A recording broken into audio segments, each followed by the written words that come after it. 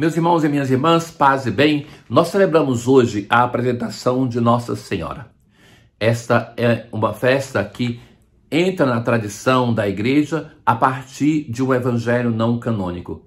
Os evangelhos não canônicos, aqueles que são obras dos primeiros cristãos, mas que não é reconhecido como um texto que provém dos apóstolos, mas que é atribuído por alguém aos apóstolos, eles são parte daquilo que se chama a tradição da igreja. Nos oferecem dados importantes sobre a vida, sobre a fé dos primeiros cristãos, como essa memória antiga que se encontra já no Oriente no século VI e depois, mais tarde, vai entrar na tradição do Ocidente. Nós celebramos hoje aquela que é a consagração, a apresentação, a entrega de Maria a Deus. Aquela que depois vai consolidar essa entrega do momento da anunciação da sua vocação, mas nós celebramos hoje esse primeiro gesto de abandono e de confiança na mão daquele que vai conduzir a vida de Maria, a Imaculada Conceição, até ela ser a mãe do Salvador, gerando antes do seu coração, da sua vida, e depois ser levada aos céus em corpo e alma no momento da anunciação e ser coroada como Rainha e Senhora dos céus e da terra. Na antífona de hoje, salve, ó Santa Mãe de Deus, vós destes à luz o Rei que governa o céu e a terra pelos séculos eternos. É o Rei que nós celebramos ontem, nosso Senhor Jesus Cristo, Rei do Universo, e que hoje nós celebramos a sua mãe, a mãe da cabeça da igreja, a mãe de todos nós que somos o corpo da igreja. E desse corpo Maria participa. Os primeiros autores da igreja vão dizer que Maria é como o pescoço que liga o Cristo cabeça a nós que somos os membros desse corpo. Ela é por onde passa a vontade, a comunicação, a vida dessa cabeça para o corpo e nos leva ao Cristo. A missão de Maria não é levar-nos a ela, mas como nas bodas de Caná, é nos indicar o caminho para o Cristo. Fazei tudo o que ele vos disser. Hoje nós temos um texto belíssimo de Zacarias. É aquele texto que é reproposto em alguns momentos das festas marianas e no ano litúrgico. O profeta, para aquela sociedade destruída em ruínas, vai dizer: rejubila, alegra-te, cidade de Sião. Se está falando para a cidade, qual o sentido de nós termos esse texto em uma memória mariana? Porque Maria é chamada a nova Sião, como a igreja também é. Sião, recordemos, é a colina onde está a cidade de Jerusalém. Maria é a nova Jerusalém, como a igreja também é chamada Nova Jerusalém. No âmbito da devoção do povo de Deus, da teologia da igreja, Maria é o arquétipo, o modelo da igreja. Então, muitos dos textos bíblicos que são usados nas festas que se referem à igreja em si, são também usados nos dias que nós celebramos a Virgem Maria.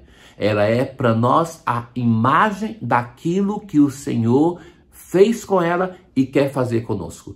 Ela é a Imaculada, a toda Santa Mãe de Deus, e o Senhor quer nos santificar, o Senhor nos santifica. Em nós, limpando-nos da mancha do pecado, em Maria, preservando-a do pecado.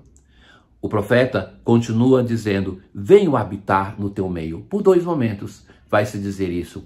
E, de fato, o Senhor habitou em Maria de 2 modos. Através da fé. Então, só por causa dessa fé que ela dá o sim para que ele pudesse habitar de um outro modo, através do mistério da encarnação. Muitas nações se aproximarão do Senhor. O Senhor dos exércitos me enviou a ti. E por fim, emudeça todo mortal diante do Senhor. Ele acaba de levantar-se de sua santa habitação. A habitação do Senhor é a Virgem Maria, nos 2 aspectos que eu já evidenciei. E hoje nós celebramos essa habitação, que é do corpo de Maria que Jesus recebe a força para que o mistério da encarnação fosse de fato realizado. Nós, como salmo responsorial hoje, temos o texto do Cântico de Maria, o Magnificat. Já refletimos sobre ele algumas vezes durante o ano litúrgico e hoje, sobretudo, A liturgia nos propõe dois possíveis refrões e sobre eles vamos refletir. O primeiro, o poderoso fez por mim maravilhas e santo é o seu nome. O nome de Deus que nós no Pai Nosso pedimos que seja santificado, ele é santificado através das obras de misericórdia que ele realiza em favor da nossa humanidade, e ele é santificado quando nós nos tornamos misericordiosos como ele. O poderoso fez em mim maravilhas e santo é o seu nome. Maria, no Magnífica, contempla todas essas obras de misericórdia que Deus faz para com a sua serva e para com o povo de Israel.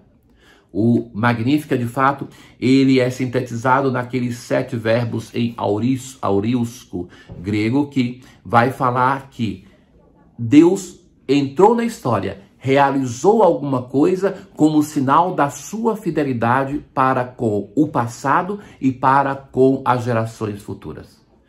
E depois um segundo refrão nos é proposto. Bendita sejais, ó Virgem Maria, trouxestes no ventre a palavra eterna. Maria é bendita. Maria é bendita porque ela escutou a palavra de Deus e acreditou na palavra de Deus. Maria é bendita porque está carregando em si o Verbo de Deus encarnado. Mas Maria, nós ouviremos no Evangelho, é mais bendita ainda porque ouve a palavra de Deus e a põe em prática. Na aclamação ao Evangelho deste dia, feliz quem ouve e observa a palavra de Deus. Muitas vezes nós encontramos distribuídas na palavra de Deus bem-aventuranças. Não é somente aquelas do discurso de Jesus em Mateus, sobretudo, mas também em Lucas, mas a palavra de Deus vai falar daquela pessoa que é bem-aventurada e que é feliz, sobretudo porque escuta a palavra de Deus. Pensem no Salmo que nós refletimos diversas vezes, porque é o maior dos Salmos, então vem diversas partes dele ao longo do ano na liturgia, que vai falar justamente da felicidade daquele que ouve a palavra de Deus, que observa os mandamentos, que está pronto para ouvir e colocar em prática a lei do Senhor. Hoje, nós temos essa cena que acontece nos evangelhos sinóticos. Jesus está com uma multidão em uma casa.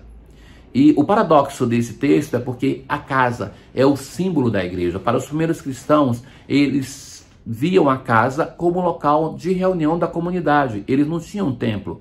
Foram expulsos das sinagogas. Não podiam estar reunidos na sinagoga. E então, Jesus está com a multidão. E sua mãe e seus irmãos ficaram do lado de fora. E alguém vai dizer para Jesus, olha, tua mãe e teus irmãos estão aí fora e querem falar contigo. Então vejam que existe por um lado o reconhecimento das pessoas para com Maria, para com os irmãos de Jesus, que já depois de um percurso de vida de igreja, não é que nós precisamos estar insistindo para esclarecer que esses irmãos não são filhos de Maria, de José, mas é porque a língua antiga, ela é uma língua pobre. Então, os parentes próximos são chamados de irmãos. Tal distinção não era importante, como nós temos hoje, que necessitamos distinguir o irmão do primo. Então, era uma distinção que não era importante, tanto é que não existia palavra para dizer isso. Mas, então, que tem um reconhecimento da importância dessas pessoas, porque vão avisar para Jesus. Então, não são pessoas que sejam insignificantes. E a reação de Jesus. Quem é minha mãe e quem são meus irmãos? E estendendo a mão para aqueles que estavam ao seu redor, vai dizer, eis minha mãe e meus irmãos, pois todo aquele que faz a vontade do meu Pai, que está nos céus, esse é meu irmão, minha irmã e minha mãe. Veja, parece para os nossos ouvidos um texto agressivo para com Maria, mas Jesus vai abrir duas possibilidades interessantes. Primeiro que nós reconhecemos assim em Maria a sua grandeza, não somente pelo aspecto da maternidade física. Essa é importante, mas não é tudo.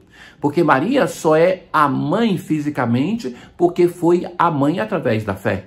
Então, Jesus não desqualifica Maria, mas chama a atenção para uma dimensão importante que tem na sua mãe, nos seus irmãos e irmãs, mas que abre a possibilidade para todos aqueles que estão ao redor, tanto é que com a sua mão ele acena, e para todos nós. Podemos nós também ser mãe, irmãos e irmãs do Senhor, escutando a palavra de Deus e colocando em prática. Ao celebrarmos, ó Deus, a gloriosa memória da Santa Virgem Maria, concedei-nos por sua intercessão participar da plenitude da vossa graça. Tenham todos um bom dia. O Senhor esteja convosco, Ele está no meio de nós. Abençoe-vos o Deus Todo-Poderoso, o Pai, o Filho e o Espírito Santo. Paz.